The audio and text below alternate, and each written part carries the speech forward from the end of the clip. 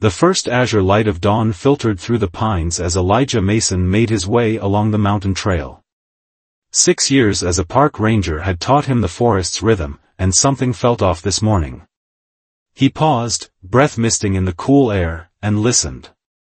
The usual dawn chorus of birds was strangely muted, as if the forest held its breath. Adjusting his ranger hat, Elijah continued his patrol, boots crunching on the frost-kissed ground. At 32, he had found peace in this wilderness that had eluded him in city life. Westridge National Park was his sanctuary, its ancient trees and hidden valleys more home than the modest cabin he kept at its edge. "That's odd," he murmured, noticing a narrow trail of disturbed undergrowth veering from the main path. Fresh, whatever had made it had passed through recently. Probably a wounded deer, he thought, following the erratic path downhill. The trail led to a small clearing where frost melted in a perfect circle around what appeared to be a fox. Elijah approached cautiously, crouching a few yards away. The animal's fur shimmered with an unusual blue tint in the morning light, its sides heaving with labored breaths. Park protocol strictly prohibits interference with wildlife, he reminded himself aloud, even as he inched closer. The fox's eyes opened, startlingly intelligent eyes that locked onto his with an awareness that sent a shiver down his spine. They were a deep violet color, something Elijah had never seen in any fox. The animal tried to rise but collapsed with a whimper that sounded almost human. A dark liquid that seemed too iridescent to be blood matted its hind leg. "I'm going to regret this," Elijah sighed, removing his jacket. Against all training and regulations, he carefully wrapped the trembling creature. It didn't resist, another anomaly that punctuated the strangeness of the situation. He radioed the ranger station. "Maggie, it's Eli. Something's come up on the North Ridge Trail. I'm heading home early. Everything okay, Eli?" His supervisor's voice crackled through. "Fine. Just need to check something out. I'll make up the hours tomorrow." At his cabin, Elijah created a makeshift bed from old towels in a large wooden crate. He gently examined the fox, finding a deep laceration on its hind leg. The wound glowed faintly in the cabin's dim light, a bioluminescence he'd never encountered in any terrestrial animal. "What are you?" he whispered. The fox maintained that unsettling eye contact, its gaze somehow conveying both vulnerability and ancient wisdom. Elijah cleaned the wound with antiseptic, half expecting the animal to snap at him, but it remained unnaturally still, watching his every move. Over the next 3 days, Elijah called in sick, the first time he'd taken personal days in years. He observed the fox's inexplicable healing rate and peculiar habits. It wouldn't eat raw meat but devoured cooked vegetables. It seemed to study his bookshelf when he wasn't looking, and most disturbing, he twice caught it tracing patterns in spilled sugar on the kitchen floor with its paw, patterns that resembled mathematical equations. On the third night, he awoke to a soft blue glow emanating from the living room. The clock read 3:17 a.m. Heart pounding, he grabbed the baseball bat he kept beside his bed and crept down the hallway. The fox's crate was empty. The blue glow pulsed from the center of the room where the animal had been, growing brighter until Elijah had to shield his eyes. A high-pitched hum filled the air, vibrating through his bones. When the light receded, where the fox had been stood a woman, something that resembled a woman but clearly wasn't human. Her skin held the same iridescent blue tint as the fox's fur, and those same violet eyes regarded him with a mixture of gratitude and apprehension. Silver markings that resembled constellations traced across her bare shoulders and down her arms. Elijah dropped the bat. It clattered against the wooden floor. "Please don't be afraid," she said, her voice melodic with an accent he couldn't place. "My name is Arya, Princess of the Lemurian Star Collective." She gestured to her now healed leg. "You saved my life, Elijah Mason. And perhaps, unwittingly, the lives of many on both our worlds." Elijah backed against the wall, mind racing to process the impossible scene before him. What? How do you know my name? I learned your language while recuperating. Your television and books were most educational. She gestured toward his bookshelf. Your species communicates in fascinating ways. My species, he echoed weakly. Yes. I am not of Earth, though my people have visited for millennia. We can assume forms compatible with your ecosystem, a necessary adaptation for interstellar diplomats. Elijah sank into the nearest chair. You're telling me you're an alien. That is your word for it, yes. A smile touched her lips. Though in the greater galaxy, it is humans who are considered the aliens. Remarkably resilient ones. Dawn was breaking outside, painting the cabin with golden light that contrasted with Aria's ethereal blue glow. Elijah rubbed his temples, feeling the foundation of his reality cracking. Why are you here? On Earth, I mean. Aria's expression darkened. That is a complex matter, and the reason I must ask for your continued assistance. My ship was damaged, my communications lost. There are forces, both from my world and perhaps now from yours, that would prevent my mission's completion. She knelt before him, her movements fluid and graceful. Will you help me, Elijah Mason? The consequences stretch beyond your forest, beyond your world. Outside, the distant sound of helicopter rotors broke the morning silence. Aria tensed. They've found the crash site. Her violet eyes bore into his. Your answer, Forrester. I need it now. We need to move, Elijah said, grabbing his backpack and stuffing it with essentials, first aid kit, water bottles, energy bars, and a flashlight. The helicopter sounds grew louder. My ship crashed 3 miles north of here, Aria explained, now dressed in clothes Elijah had hastily provided, a flannel shirt that hung loose on her slender frame and hiking pants secured with a belt. The communication module ejected during descent. Without it, I cannot contact my people. Elijah peered through the window blinds. A black SUV had pulled up at the forest access road. Men in dark suits emerged, their movements precise and coordinated. Government agents, he asked. Perhaps. Or worse. Aria's voice carried a tremor. On my world, there are factions who would prefer Earth remains uninformed of our existence. They slipped out the back door as the agents approached the front. The forest embraced them, dense underbrush providing cover as they moved deeper into the wilderness. Elijah led them through game trails too narrow for vehicles, his years of ranger experience proving invaluable. How can you look so human? Elijah asked once they'd put distance between themselves and the cabin. Aria's fingers traced the silver markings on her forearm. My people are bioengineers. We've evolved the ability to restructure our cellular composition to match dominant species on visited worlds. It allows us to observe without disruption. Like the Prime Directive in Star Trek? Elijah couldn't help but ask. A smile flickered across her face. Your science fiction sometimes approaches truth. Though our directives are more complex. They reached a small creek, and Elijah suggested they walk through the water to mask their scent and footprints. As they waded upstream, Aria continued her explanation. Lemuria is the third planet in the Canopus system, nearly 310 light-years from Earth. Our civilization is approximately 30,000 years older than yours. We've been visiting Earth since your Neolithic period.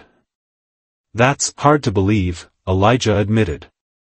Your ancient myths of shapeshifters, of beings who appeared human but were not, they originated somewhere, she replied with a knowing look. They stopped to rest by a waterfall, its mist providing additional cover. Aria pointed to the sky, just visible through the canopy. My world orbits there, though you cannot see it without powerful telescopes. We've watched Earth's development with great interest. Your species progresses technologically at an unprecedented rate. Is that why you're here? To study us? Aria's expression darkened. Not merely to study. To warn. And to offer alliance. She explained that throughout the galaxy, advanced civilizations formed coalitions. Lemuria belonged to a peaceful alliance that valued biodiversity and cultural exchange. But another coalition, the Ascendancy, believed in technological supremacy and resource extraction. Earth has recently been detected by Ascendancy scouts.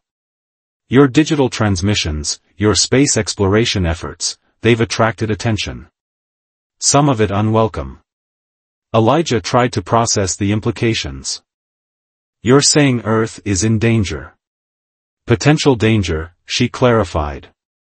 My mission is diplomatic, to establish first official contact and offer Earth protection under our alliance. She touched her leg where the wound had been. But my ship was sabotaged before I reached your atmosphere. Someone wants this mission to fail. The distant sound of drones buzzing broke their conversation. Elijah pulled Arya beneath an outcropping as a mechanical device swept overhead, its cameras scanning the forest floor. That's not standard park equipment, he whispered. They waited until it passed before continuing toward the coordinates of Arya's crashed ship. The forest grew denser, older, with massive trees that had stood for centuries. Elijah felt increasingly disoriented, as if the woods themselves had changed. The crash site is affecting local spacetime, Arya explained, noticing his confusion. My ship's core engine operates on principles your physicists have only begun to theorize. They crested a ridge, and Elijah gasped. Below them lay a small clearing where the trees had been flattened in a perfect circle.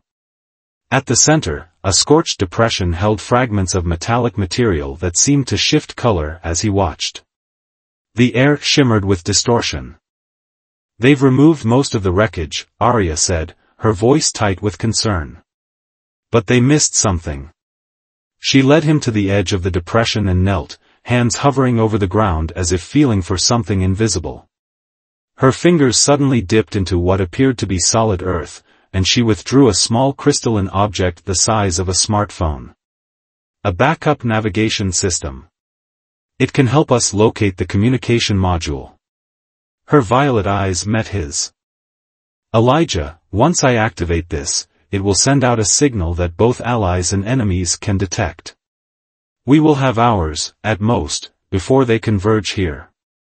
Who exactly is they? Agents from your government, certainly. But also Lemurian security forces loyal to me, and... She hesitated, assassins from the faction opposing Earth's inclusion in our alliance. Elijah looked back toward the direction of his cabin, his simple life as a park ranger now feeling like a distant memory. Everything he understood about the world had changed in less than 24 hours. And you need my help because you know the forest, he asked, already knowing the answer went deeper. I need your help because you've shown compassion to a being different from yourself, Arya replied. That quality is rarer in the universe than you might imagine. She held out the crystal device, its surface glowing with intricate patterns that shifted like liquid light. Will you continue to help me, Elijah Mason? The next step cannot be taken back. Behind them, the drone returned, hovering at the edge of the clearing. Its camera focused on them, a red light blinking. Without hesitation, Elijah placed his hand atop hers on the device. Let's find that communication module. The crystal device pulsed with blue energy as Arya activated it, sending a ripple through the air that made Elijah's teeth ache. The drone above them wobbled and crashed, its systems overwhelmed by the signal. We have a heading, Arya said, studying the shifting patterns within the crystal. The communication module is 6 miles northeast, near what you call Blackrock Summit. They moved quickly through the forest as afternoon shadows lengthened. The crystal guided them, growing warmer as they approached their target. Elijah noticed Arya becoming increasingly agitated, her eyes scanning the canopy above. What aren't you telling me? He finally asked as they paused by a stream to refill their water bottles. Arya's shoulders tensed. The signal we sent, it's stronger than I anticipated. It will reach beyond Earth. Meaning? Meaning we've likely attracted attention from those who arranged my crash. She hesitated. There's something I haven't fully explained about Lemurian politics. My position is complicated. As they continued their journey, Arya revealed the truth of her situation. She wasn't merely a princess, she was the heir to the High Council of the Lemurian Alliance, next in line to lead the coalition of 7-star systems. Her diplomatic mission to Earth had been opposed by the traditionalist faction who believed humanity was too volatile for inclusion. My father, High Counselor Theron, supports alliance with Earth. The traditionalists attempted to assassinate him 3 lunar cycles ago. Her voice caught.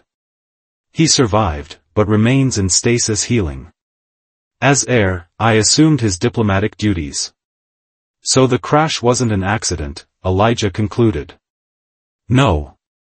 And now the assassins will come themselves to finish what they started. They reached a series of steep rock formations as the sun began to set. Blackrock's summit loomed ahead, its jagged silhouette cutting against the darkening sky.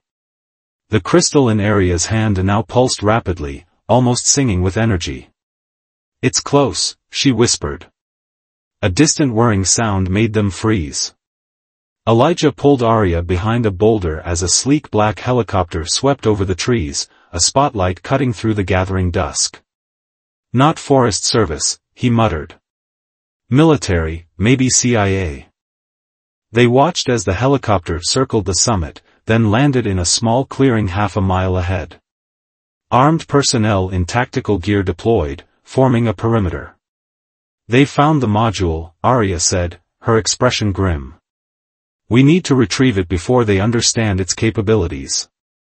Elijah studied the terrain, formulating a plan.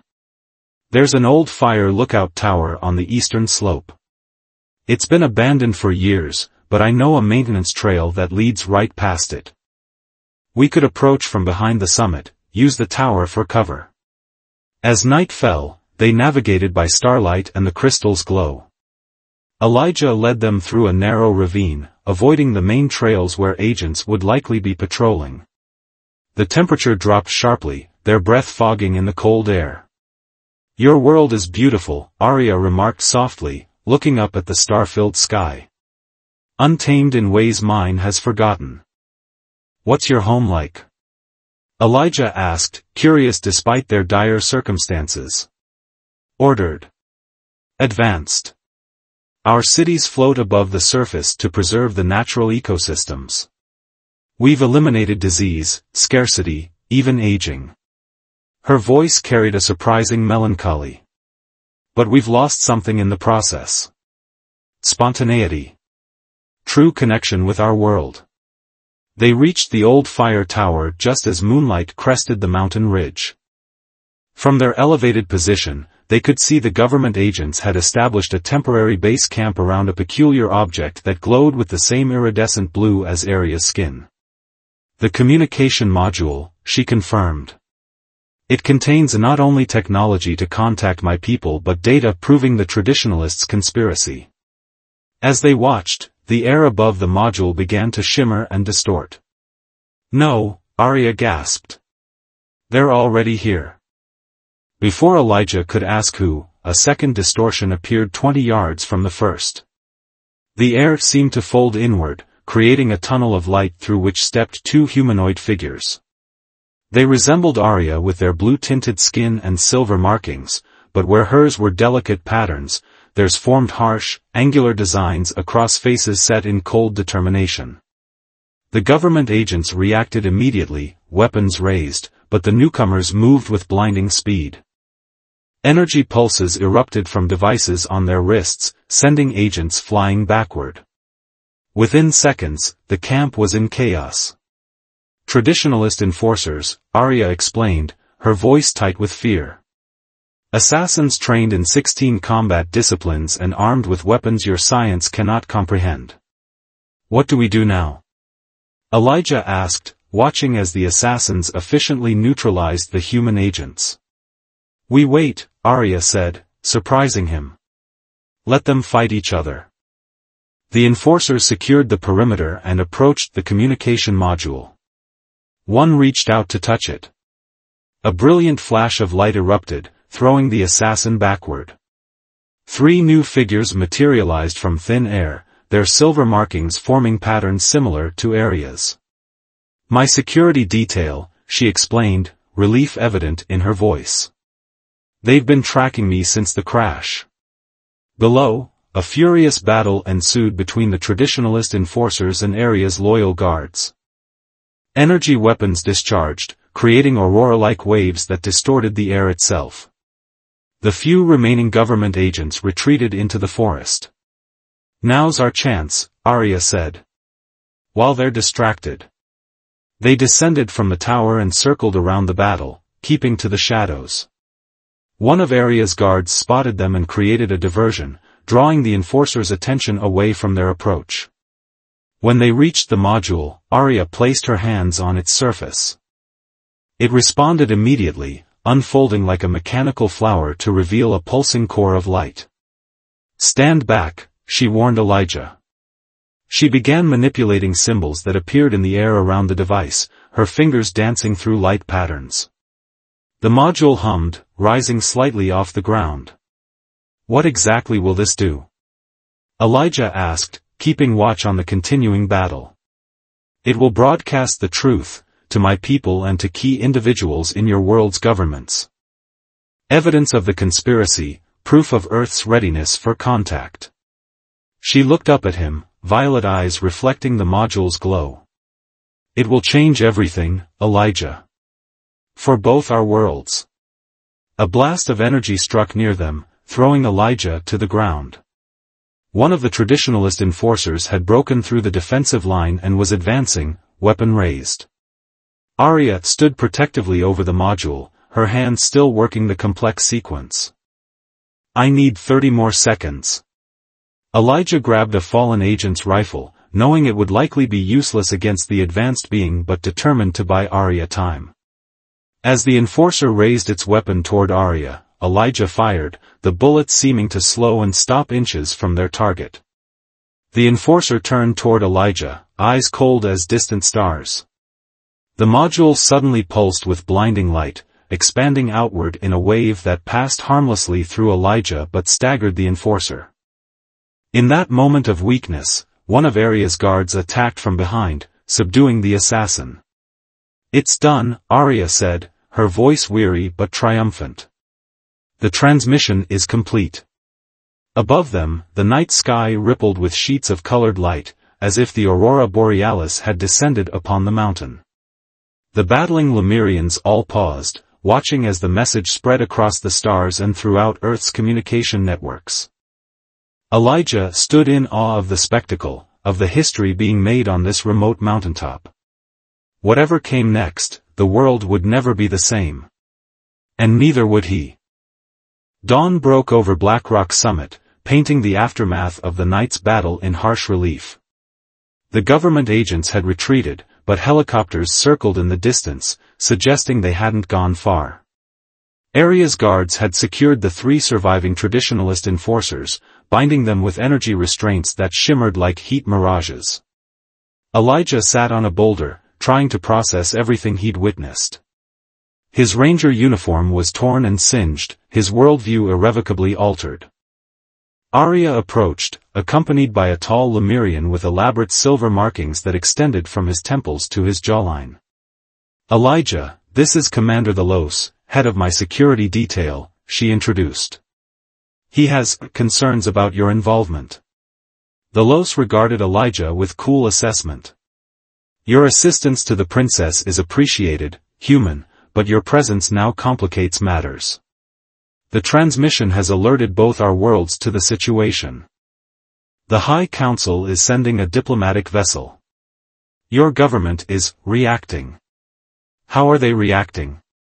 Elijah asked, though he could guess from the increased military presence gathering around the mountain. With predictable alarm, Thalos replied. "Your leaders are mobilizing forces. We've intercepted communications ordering the mountain sealed off and everyone here detained." Arya's expression remained composed, but Elijah noticed the tension in her shoulders. "We need to secure a meeting location. Somewhere neutral where both sides can come together without fear." "The old ranger station at Crystal Lake," Elijah suggested. "It's remote, accessible only by helicopter or a difficult hike. Easy to secure, hard to approach undetected." The Los nodded reluctantly. "It could serve our purpose. But we must move quickly. The traditionalists will have sent reinforcements as well." As they gathered equipment, Arya pulled Elijah aside. "There's something else you should know," she said, her voice low. "Something I couldn't tell you earlier." She led him to the communication module, now secured in a containment field generated by her guards. Its glow had dimmed, but symbols still crawled across its surface in patterns that hurt Elijah's eyes to follow. "This contains more than just communication technology," she explained. "It holds records of my people's previous interactions with Earth." "Previous?" Elijah echoed. "You've made contact before?" "Not officially. But we've influenced human development." She hesitated. "Elijah, the Lemurian presence on your world dates back over 12,000 years. We've been observers and occasionally, guides." She touched the module and a three-dimensional projection appeared between them, ancient structures, familiar yet altered, pyramids with crystalline peaks, stone circles that pulsed with energy, temples radiating light patterns identical to the markings on Arya's skin. "The ancient astronaut theories," Elijah breathed. "They weren't completely wrong." "No, but the reality is more complex. We didn't build your civilizations, we merely offered knowledge to those who sought it. Mathematical principles, astronomical data, agricultural techniques." Her eyes met his. "The traditionalists believe this intervention was a mistake. That humanity should have been left to develop in isolation." "And what do you believe?" "I believe in connection. In exchange. In the strength that comes from diversity." Her hand brushed his, the touch sending an electric tingle up his arm. "I believe our worlds are meant to know each other." Their moment was interrupted by a thunderous crack that split the air. Above them, the sky rippled and tore open, revealing a swirling vortex of darkness and light. The Los shouted orders, and Arya's guards formed a protective circle around them. "Void shift technology," Arya whispered, her face pale. "Only the high traditionalist has access to it." From the vortex emerged a single figure. Unlike the blue-tinted skin of Arya and her people, this Lemurian skin was midnight black, absorbing light rather than reflecting it. Silver markings covered most of his visible skin, forming intricate patterns that seemed to move and shift of their own accord. His eyes glowed amber, pupilless and cold.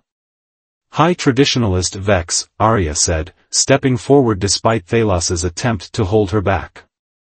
"You risk much coming here yourself." The imposing figure surveyed the scene with disdain. "When one wishes something done correctly, Princess, one must sometimes do it oneself." His voice resonated unnaturally, as if speaking through layers of time. "Your transmission was inconvenient. But not insurmountable." "The Council has already received it," Arya countered. "They know of your attempted assassination of my father, your sabotage of my mission." "It's over, Vex. Nothing is over until I decree it so." His gaze shifted to Elijah, and the ranger felt a pressure in his mind, as if invisible fingers were probing his thoughts. "You've become attached to this human. How predictably sentimental." Vex raised his hand, and Elijah felt himself lifted off the ground, an invisible force constricting around his throat. Arya cried out, her own hands raised in a complex gesture that released a pulse of energy, breaking Vex's hold. "Your father's teachings have served you well," Vex acknowledged as Elijah dropped to his knees, gasping. "But you lack experience, child." With blinding speed, Vex moved toward the communication module, brushing aside Arya's guards with casual gestures that sent them flying. The Los engaged him directly, energy weapons clashing in bursts of light that scorched the surrounding trees. Arya helped Elijah to his feet. "He wants to destroy the module and all evidence it contains," she explained urgently. "And then he'll eliminate witnesses, starting with the humans." "What can we do?" Elijah asked, watching as the Los was thrown back from the conflict. "The module's core can be overloaded. It would create a localized energy field that disrupts Vex's abilities." Her eyes met his. "But the process requires a biological catalyst, living tissue with specific genetic markers." "Your tissue," Elijah realized. "Yes. A small sacrifice to protect both our worlds." She squared her shoulders. "Stay back." Before he could protest, Arya ran toward the module, dodging energy blasts from Vex, who had now dispatched the Los and the remaining guards. The High Traditionalist turned, sensing her intent. "Foolish girl," he roared, sending a wave of force that shattered boulders in its path. Arya raised a protective shield, but the impact still sent her sprawling near the module. Elijah, acting on instinct rather than reason, ran to her side, helping her up as Vex approached. "This world is not ready," Vex said, towering over them. "Humanity is violent, unpredictable. Including them in the Alliance will lead to our destruction. You fear them because they remind you of what we once were," Arya replied, blood trickling from a cut on her forehead. "Before we engineered the passion out of our species. Before we became so certain of our own superiority." Vex's expression contorted with rage, an emotion that seemed to surprise even him. "I will not allow millennia of careful development to be undone by your idealism."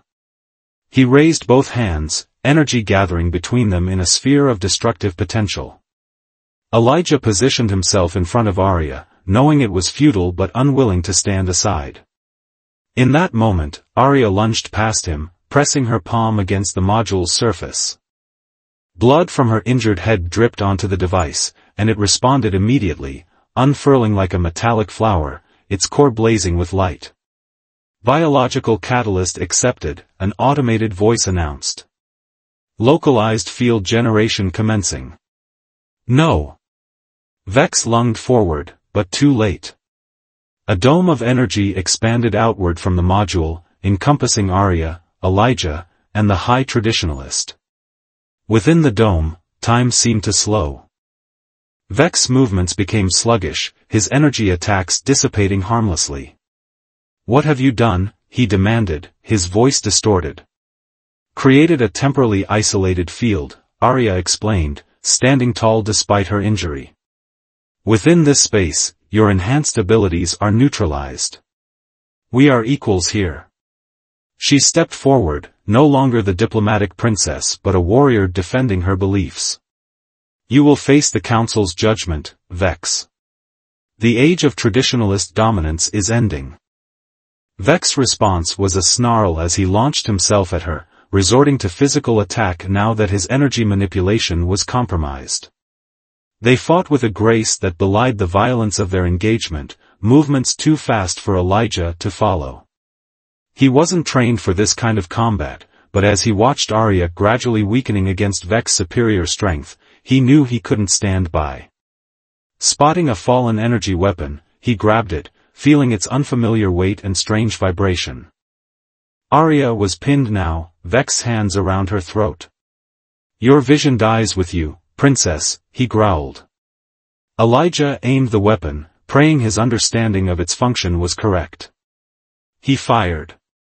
A burst of concentrated energy struck Vex squarely between the shoulder blades. He arched backward, his grip on Arya released as he turned toward Elijah with murder in his alien eyes. "You dare?" he hissed, advancing. "He dares," Arya said, recovering quickly. "As humanity will always dare. That's their strength, Vex. The quality you fear." Before the High Traditionalist could respond, the sky above them split open once more, not with the chaotic energy of Vex's arrival, but with a controlled precision that spoke of greater power.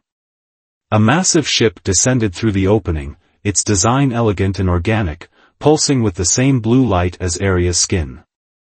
"The council vessel," Arya said, relief evident in her voice. "It's over, Vex. Truly over." As figures began to materialize around them, Vex looked from the ship to Arya to Elijah, calculation replacing rage in his expression. "Perhaps," he conceded. "Or perhaps this is merely the beginning of something none of us anticipated." His gaze lingered on Elijah. "Remember this day, human. When your world changes irrevocably, remember who tried to prevent it." The newcomers, Lemurian officials in elaborate ceremonial attire, surrounded Vex, placing restraints on him that seemed to consist of pure light. As they led him toward the ship, Arya turned to Elijah, taking his hands in hers. "Thank you," she said simply. "For believing in me. For fighting alongside me." Elijah looked from her to the ship, to the gathering of otherworldly beings who were watching him with undisguised curiosity. "What happens now?" he asked. "Now," Arya replied, "we truly begin first contact. With all the wonder and challenge that entails." She smiled, though exhaustion lined her face. "Are you ready for that, Elijah Mason?" Behind them, the sun crested fully over the mountain, bathing the scene in golden light that mingled with the ethereal blue glow of the Lemurian ship. A new day. A new era. "Ready or not," Elijah said, squeezing her hands, "it's already here." 3 weeks after the confrontation on Blackrock Summit, Elijah stood at the edge of Crystal Lake, watching the sunset paint the water in shades of amber and gold. The old ranger station behind him had been transformed into an unlikely diplomatic outpost, with technology beyond human understanding nestled alongside rustic furniture and cast-iron stoves. Government officials came and went in an endless parade of dark suits and classified briefcases. Scientists arrived wide-eyed and left speechless. Military personnel maintained a discreet perimeter, their presence a reminder of humanity's lingering caution toward their cosmic visitors. Through it all, Arya had been the calm center, mediating between human representatives and the Lemurian delegation with grace that belied the enormity of her task. Elijah had watched her build bridges between species, explaining human customs to her people and Lemurian concepts to Earth's leaders.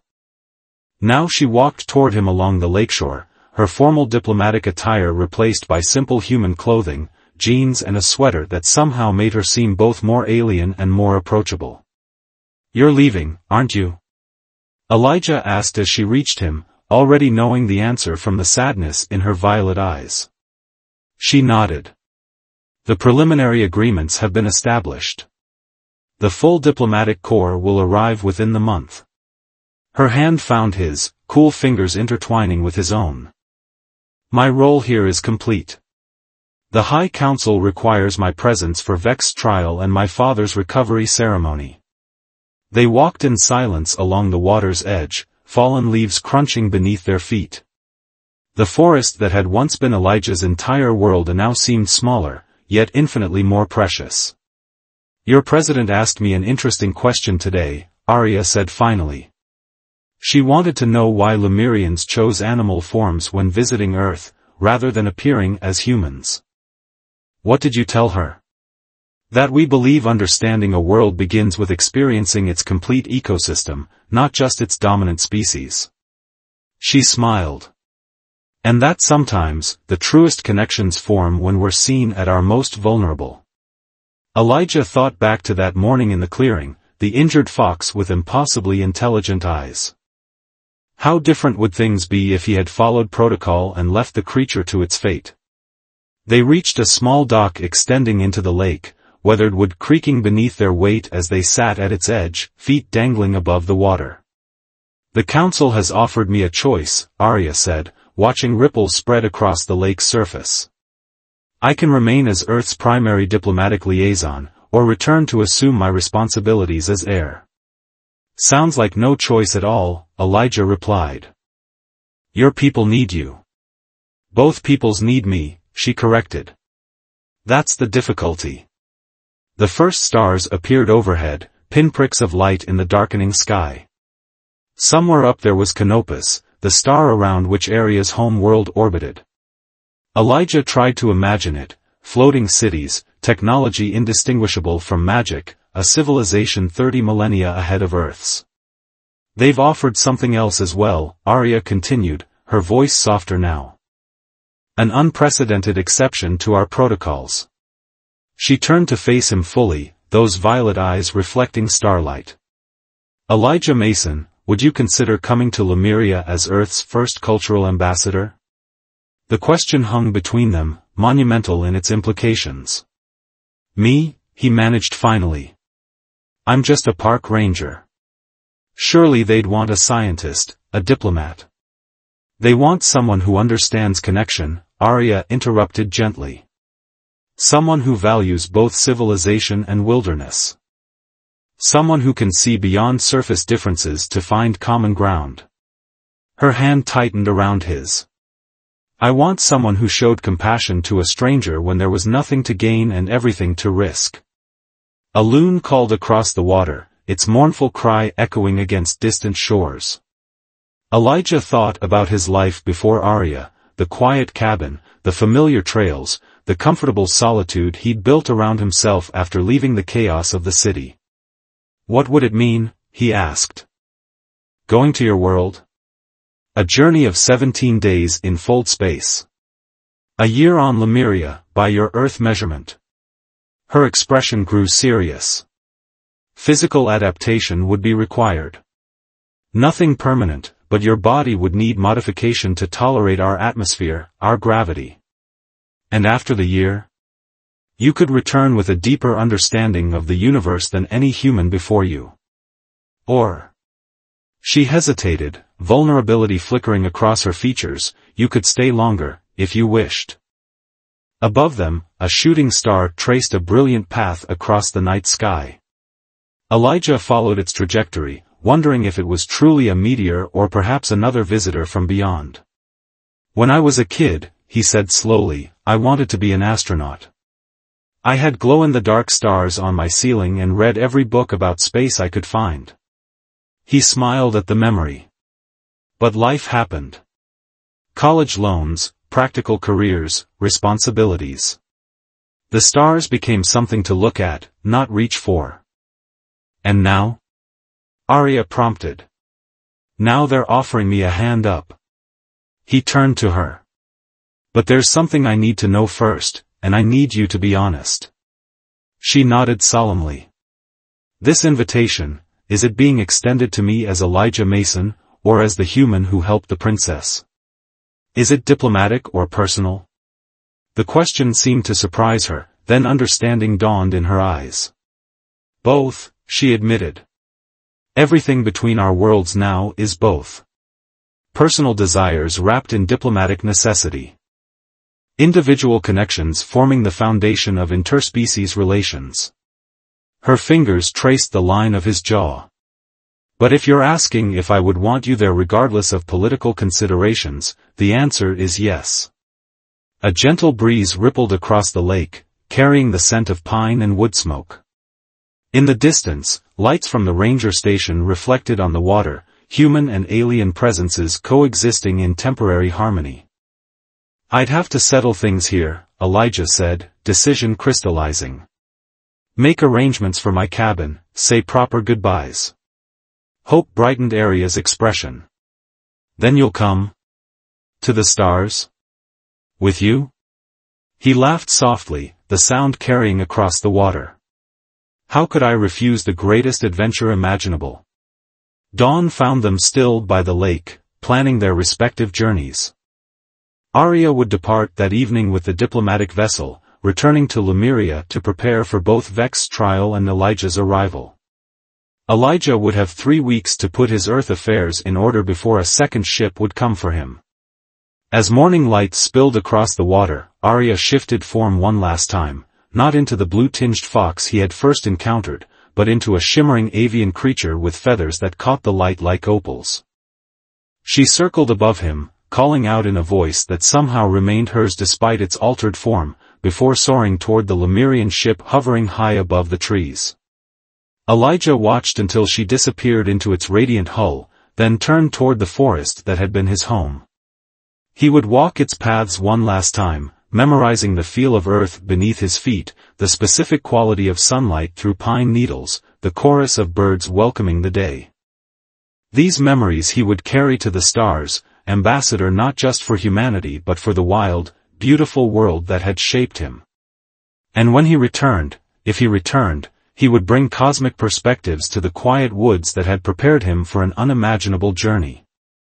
3 weeks later, Elijah stood in the same spot, a small pack containing his most precious possessions slung over his shoulder. The forest around him seemed to hold its breath as a familiar blue light descended from the evening sky.